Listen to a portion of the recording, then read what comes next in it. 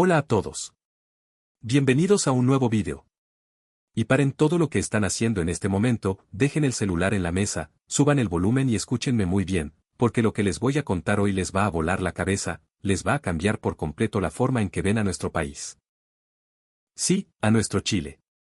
Muchas veces nosotros mismos, los chilenos, somos los primeros en tirarnos para abajo, en decir que el país está destruido, que la delincuencia nos superó, que ya no somos los jaguares de Latinoamérica, que la política, que la economía, que todo se fue a las pailas. Y ojo, no les quito razón, hay problemas graves, obvio que sí. Pero, ¿es esa toda la realidad? ¿Es esa la única cara de nuestro país? Hoy les traigo una historia real, una experiencia documentada que me llegó hace unos días y que me dejó con un nudo en la garganta. Es la historia de cómo un extranjero, un estudiante de la élite europea, que venía con todos los prejuicios del mundo pensando que llegaba a un lugar al borde del colapso, terminó descubriendo el verdadero y más grande tesoro que tiene Chile. Y se los adelanto, no es el cobre, no es el litio, no es el PIB. Prepárense, porque este relato les va a tocar el corazón y les va a hacer sentir un orgullo tremendo de haber nacido en esta larga y angosta faja de tierra. Pero antes de arrancar con esta locura de historia, revienten ese botón de like, suscríbanse al canal si no lo han hecho, porque me ayuda muchísimo a seguir trayendo este tipo de contenido que nos hace reflexionar, debatir y mirarnos al espejo como sociedad. Déjenme su apoyo y compartan este vídeo con todos sus conocidos, en el grupo de la familia, con los amigos, con todos. Vamos con la historia. Una fría mañana de noviembre en Londres, unas densas nubes grises envolvían las puntiagudas torres de la Universidad de Enfield, una de las instituciones más prestigiosas, elitistas y snobs de todo el Reino Unido.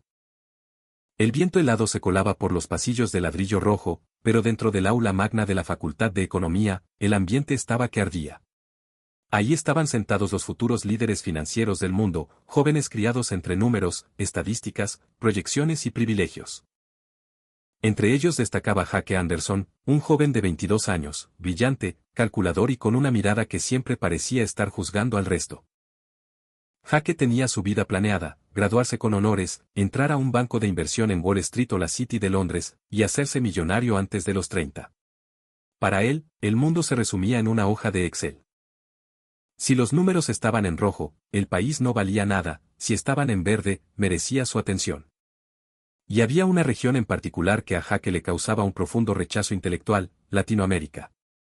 Y dentro de ella, un país que en los últimos años no paraba de aparecer en los noticieros europeos por razones que, para él, eran sinónimo de fracaso. Chile. Hake había leído los titulares, había visto las imágenes de las protestas del estallido social, las barricadas, el fuego, los debates constitucionales interminables, la inflación, los portonazos. En su cabeza, ese país del fin del mundo era una zona de guerra económica, un experimento fallido, un lugar de caos, delincuencia y subdesarrollo donde la gente vivía enojada y el sistema estaba roto. ¿Qué se puede aprender de un país que quema sus propias calles? Pensaba Hake con la arrogancia típica del que nunca ha salido de su burbuja europea. Ese día, el aclamado profesor de macroeconomía, Arthur Beston, un hombre de mirada sabia y pocas palabras, se paró frente al estrado. Señores, dijo con voz grave, silenciando el murmullo de la sala. Este año tenemos un programa de pasantías especial. No quiero que estudien la economía desde los libros. Quiero que vayan al terreno, que pisen el barro, que vean cómo respira la economía real en la calle. La sala estalló en emoción. El profesor empezó a repartir los destinos. París, Nueva York, Tokio, Frankfurt. Los nombres de las capitales financieras iban saliendo y los estudiantes celebraban. Pero entonces, el profesor Beston miró a Hake, hizo una pausa dramática y dijo, Hake Anderson. Tú irás a Sudamérica. Tu destino es Santiago de Chile. El silencio en el aula fue absoluto. Hasta que alguien soltó una carcajada disimulada. Hake sintió que le tiraban un balde de agua congelada. ¿Chile? ¿En serio? Su boca se abrió antes de que pudiera frenar sus palabras. Profesor, con todo respeto, ¿es una broma? Los datos muestran que Chile es un país inestable, con problemas de desigualdad crónicos. Delincuencia al alza y una moneda que ha sufrido frente al dólar. ¿Qué se supone que voy a aprender en un lugar que está al borde del caos? Allá a los turistas les roban en la calle. Aquí quiero hacer una pausa, cabros. ¿Cuántas veces no hemos escuchado a europeos o gringos hablar así de nosotros? Y ojo, muchas veces nosotros mismos les damos la razón. Prendemos la tele en la mañana y los matinales nos bombardean con portonazos, encerronas, asaltos. Nos venden la idea de que salir a la calle es ir a la guerra. Y Jaque, desde Londres, veía exactamente lo mismo. Nos veía como un país fracasado. Pero escuchen lo que le respondió el profesor, porque es clave. El profesor Beston no se inmutó. No levantó la voz ni lo retó. Simplemente caminó hacia la ventana, miró el cielo gris de Londres y dijo una frase corta que a Jaque se le quedaría grabada a fuego: ve, y lo entenderás. Sin explicaciones, sin debate. Ve, y lo entenderás. Jaque salió furioso de esa clase. Fue a la biblioteca, abrió los anuarios económicos. Veía el crecimiento estancado, la dependencia del cobre, las cifras de la desigualdad. Todo en el papel le gritaba: país en decadencia. Pero esa frase de su profesor le retumbaba en la cabeza como un desafío. 2 semanas después, el avión comercial de Jaque descendía bruscamente atravesando la imponente cordillera de los Andes. Jaque miró por la ventanilla y, por primera vez, algo se quebró en su coraza de arrogancia. Esos picos nevados, gigantes, amenazantes y hermosos, lo hicieron sentir minúsculo. Aterrizó en el Aeropuerto Internacional Arturo Merino Benítez en Santiago. Iba tenso, abrazando su mochila, esperando que apenas pisara el suelo latinoamericano, el caos lo devorara. Esperaba gritos, desorden, un sistema ineficiente, quizás hasta un robo en la fila de aduanas. Pero al salir por la puerta de llegadas internacionales, no encontró el silencio robótico y frío de los aeropuertos europeos, sino algo totalmente distinto, una calidez humana inmediata. Sí, había ruido, había gente aglomerada esperando a sus familiares, había carteles hechos a mano, pero no era caos, era vida. Vio como una familia entera, como de 15 personas, lloraba y abrazaba a un joven que venía llegando. Vio a los maleteros bromeando entre ellos, riéndose a carcajadas, pero al mismo tiempo ayudando a una señora mayor a subir su equipaje sin pedirle un peso a cambio. El conductor del transfer que lo iba a llevar a su hotel no era un tipo frío de traje, sino un hombre de unos 50 años, de manos curtidas, que le sonrió de oreja a oreja y le dijo: ¿Cómo estamos, amigo? Cansador el pique desde tan lejos, ¿ah? Venga acá la maleta, yo se la acomodo. No se preocupe de nada. Jaque no entendía el idioma a la perfección, pero entendió el tono. No era cortesía por obligación, no era un manual de atención al cliente europeo, era una amabilidad genuina, espontánea. Una chispeza que nunca había visto. En el trayecto hacia Providencia, Jaque iba pegado a la ventana de la van. Veía el tráfico denso de la Costanera Norte, la torre del Costanera Center recortando el cielo, los grafitis en los puentes, los autos que se cruzaban a veces con agresividad. Pero dentro de ese aparente desorden, notó algo extraño. Cuando una ambulancia prendió las sirenas a lo lejos, como por arte de magia, ese mar de autos que parecía no tener reglas, se abrió instantáneamente hacia los lados, subiéndose a las veredas si era necesario. Cediendo el paso con una coordinación perfecta que en Londres requeriría de 3 policías dirigiendo. Y el conductor de la van, al que todos habían dejado pasar luego, levantó la mano agradeciendo. Acá la calle es brava, Grinjito, le dijo el conductor por el espejo retrovisor, pero al final del día, todos queremos llegar a la casa, po. Hay que apañarse. Jaque anotó mentalmente esa palabra, apañarse. ¿Qué significaba económicamente apañarse? La primera noche en Santiago, el hambre atacó. Jaque salió de su hotel en Providencia. Seguía asustado, mirando a todos lados, esperando que de la sombra saliera un ladrón motorizado. Caminaba con las manos en los bolsillos, el corazón latiendo a 1000 por hora. Quería buscar una tienda de conveniencia estéril, un supermercado cerrado, algo que le diera la seguridad del primer mundo. Pero el olor lo detuvo. Un aroma mezclado de masa frita, humo, carne asada y cebolla que inundaba la avenida. Siguió el olor y se encontró con un carrito callejero iluminado por un foco incandescente.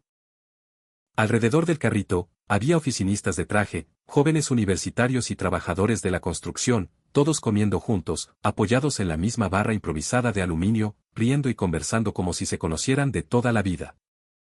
Muchachos, detengámonos acá. Porque esto es algo que nosotros vivimos todos los días y no valoramos. ¿En qué otra parte del mundo ustedes ven al gerente de un banco, con corbata, comiéndose una sopaipilla o un completo parado en la calle, codo a codo con el maestro que está arreglando la vereda? Esa democratización de la calle que tenemos en Chile es única. Esa mezcla, esa falta de arribismo a la hora de comer algo rico, es una maravilla cultural. Jaque se acercó al carrito, intimidado. El vendedor, un tipo corpulento con un delantal blanco impecable y un gorro, lo miró al instante y le soltó con una voz que era puro carisma: ¿qué le vamos a dar, mi rey? ¿Qué le sirvo al jefe? Un completito italiano para que se vaya con el corazón contento. Jaque, que estaba acostumbrado a que en Londres los cajeros ni siquiera le devolvieran la mirada, se quedó mudo. ¿Mi rey? Jefe, pensó. El tipo lo trataba como a la realeza, no por interés de sacarle más dinero, los precios estaban ahí, escritos a mano en un cartón, sino porque en Chile el trato tiene esa picardía, ese afecto rápido que rompe el hielo. Jaque balbuceó que quería probar el completo.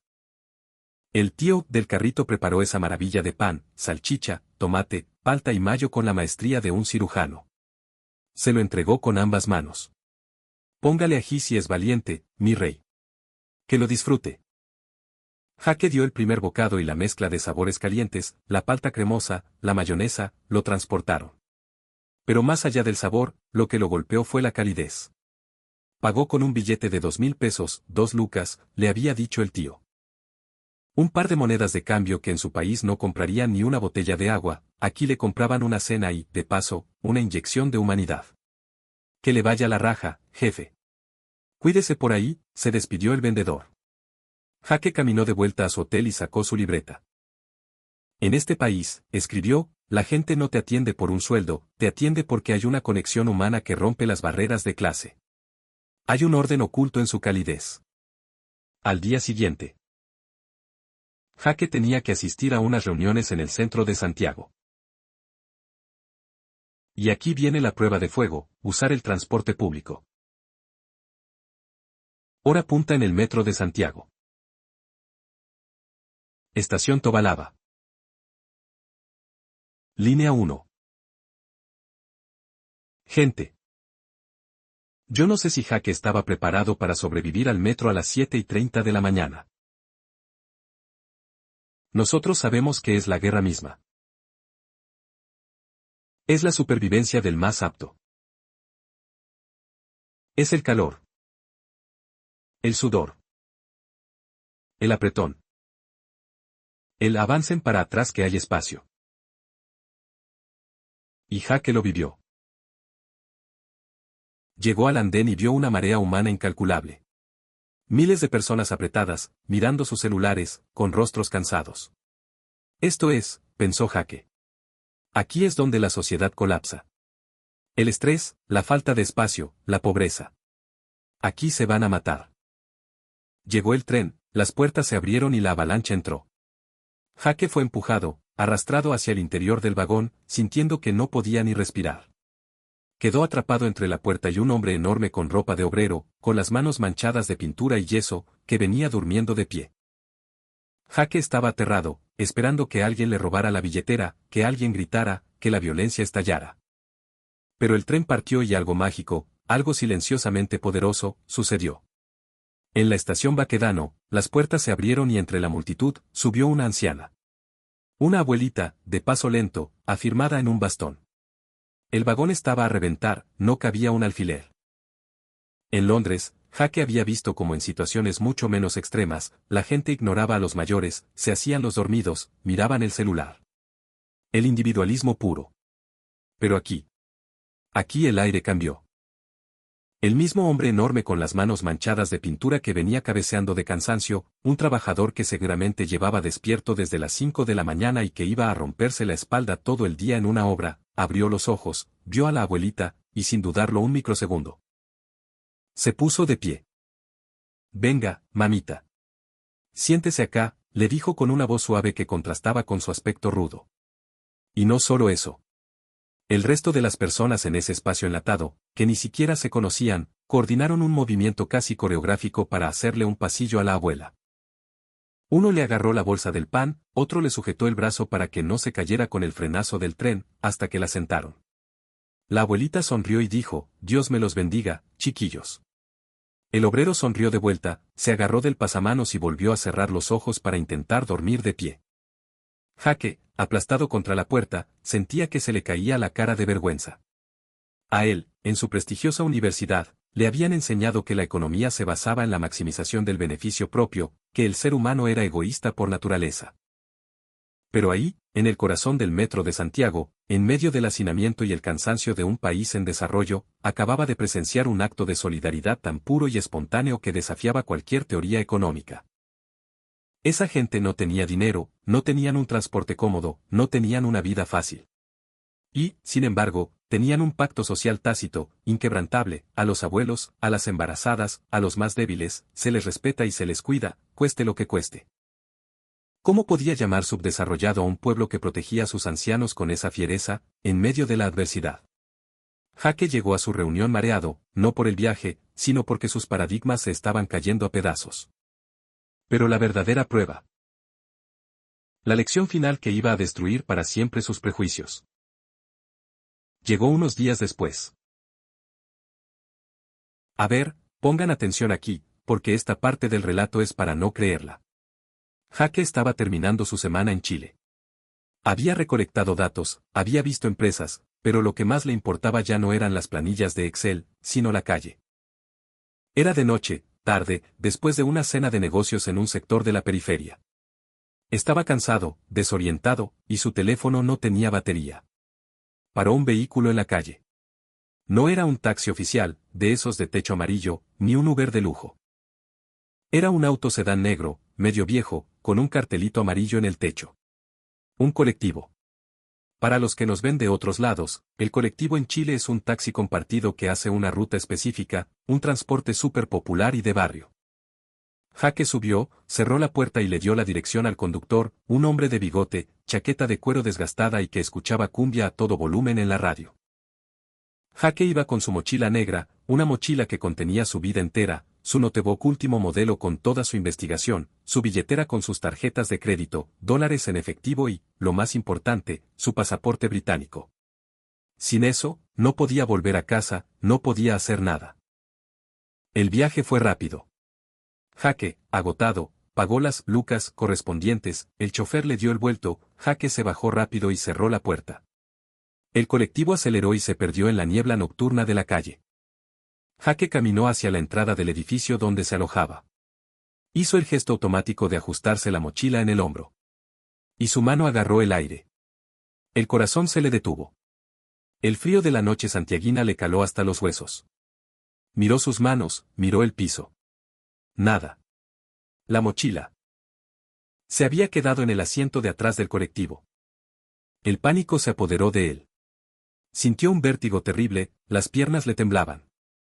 Se agarró la cabeza y empezó a hiperventilar. Soy un idiota, se repetía a sí mismo. Estoy en Latinoamérica. Me dijeron que esto iba a pasar. Lo perdí todo. Mi pasaporte, mi plata, mi trabajo.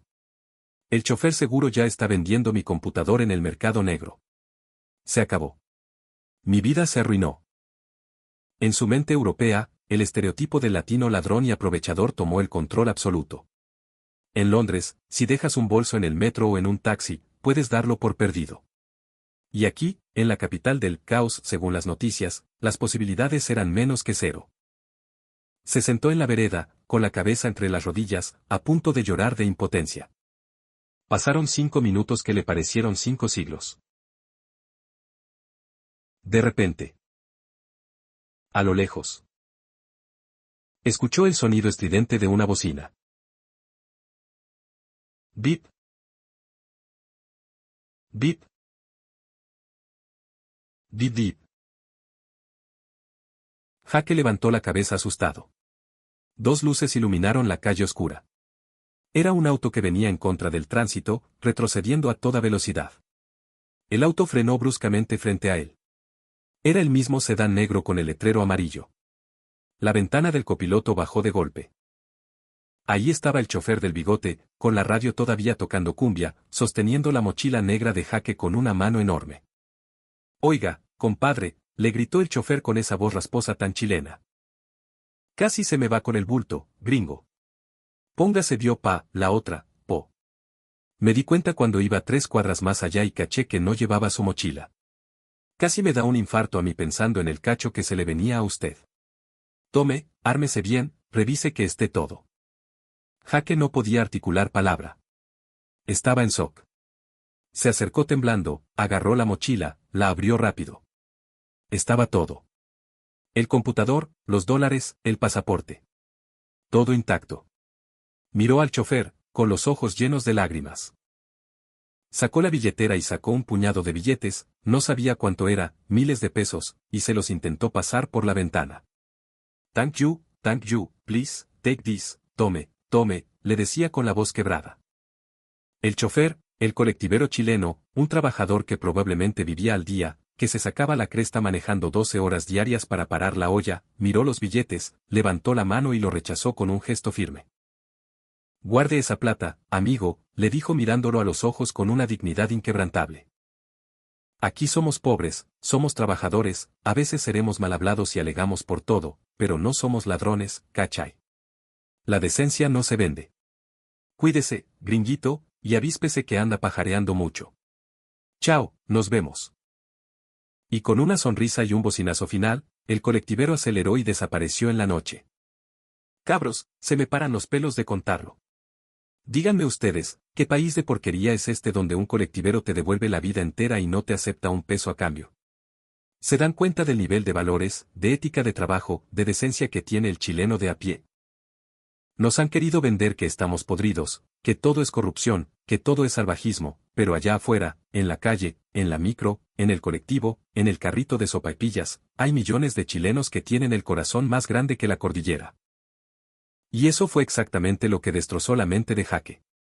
Esa noche, Jaque no durmió. No anotó números de PIB, ni tasas de desempleo, ni índices bursátiles. Se sentó en el escritorio de su habitación y escribió: he sido un ciego.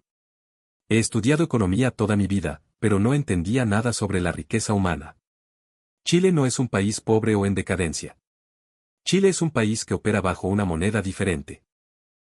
La moneda de la confianza y la decencia silenciosa de su pueblo. Al día siguiente, era su último día en Santiago. Jaque tenía una videollamada programada con el profesor Arthur Beston en Londres, para darle su reporte preliminar. Cuando la cámara se encendió, el profesor vio la cara de Jaque. Estaba cansado, pero tenía un brillo en los ojos que nunca antes había tenido. Había dejado de ser el niño arrogante que sabía todas las respuestas. ¿Y bien, Anderson?, preguntó el profesor Beston con una pequeña sonrisa en los labios. Como si ya supiera lo que Jaque iba a decir. ¿Sigue pensando que Chile es un país fallido y sin futuro? ¿Qué encontró en ese caos sudamericano? Jaque tomó aire, miró a la cámara y habló con una convicción que lo sorprendió a sí mismo. Profesor. Me equivoqué. Los libros se equivocan. Los noticieros de Europa mienten. Llegué pensando que me encontraría con un Estado fallido, con una sociedad egoísta y destruida por las crisis. Y sí, vi protestas, vi desigualdad. Vi un sistema que muchas veces no funciona. Pero debajo de todo ese ruido político e institucional, encontré la verdadera riqueza de Chile. Y no es el cobre, no es el litio, ni las exportaciones de salmón. La verdadera riqueza de este país es la solidaridad de su gente. El profesor Beston asintió lentamente, invitándolo a continuar. Mire, profesor, siguió Jaque, Europa es rica en dinero, pero es pobre en comunidad. Aquí en Londres, si te caes en la calle, la gente te pasa por encima para no llegar tarde al trabajo. Si dejas una mochila en el metro, la pierdes para siempre.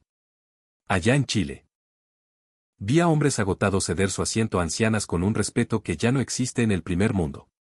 Vi a un conductor de transporte humilde devolverme todo mi dinero y mi pasaporte, rechazando una recompensa. Simplemente porque su decencia y su orgullo valían más que mi plata. Ellos se llaman a sí mismos, pueblo. Tienen una palabra que usan mucho: apañarse. Significa apoyarse incondicionalmente cuando las cosas están mal. El profesor Beston se reclinó en su silla.